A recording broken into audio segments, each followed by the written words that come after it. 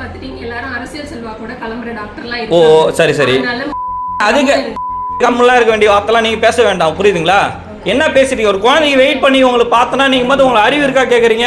கடலூர் மாவட்டம் பன்ருட்டி அரசு மருத்துவமனையில் சிகிச்சை பெற்ற நோயாளியின் பெற்றோரை மருத்துவர் மிரட்டும் வீடியோ இணையத்தில் வைரலாகி வருகிறது. தட்டாஞ்சாவடியை சேர்ந்த பிரகாஷ் தமிழ் தம்பதியின் மகன் 8 வயது சிறுவன் தனுஷ் அரசு மருத்துவமனையில் ஊசி போட்டதில் வீக்கம் ஏற்பட்டது குறித்து மருத்துவரிடம் கேள்வி எழுப்பினர். என் குழந்தைக்கு உடம்பு சரியில்லை, நான் வந்து உங்ககிட்ட ஒரு கேள்வி கேட்குறேன். உங்கள் ஹாஸ்பிட்டலில் இன்ஜெக்ஷன் போட்டு உங்கள் ஹாஸ்பிட்டலில் டேப்லெட் போட்டிருக்காங்க.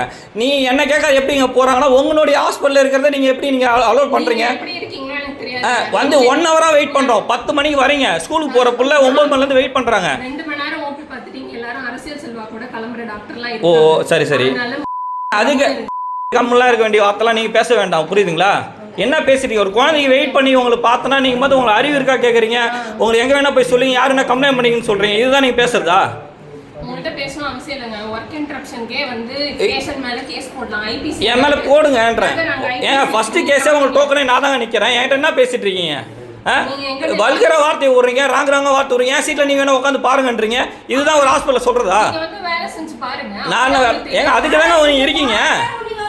இல்லை அதுக்கு தானே இருக்கீங்க. வாயா போயன்றீங்க, நீ மேலே கண்ணாமண்ணா பேசுறீங்க.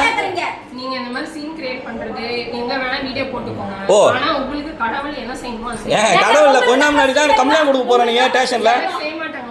ஏன் ஃபர்ஸ்ட் ஒரு பொதுவான சோஷியல் சர்வீஸ் பண்ணும்போது அதனுடைய மதிப்பை கொடுங்க.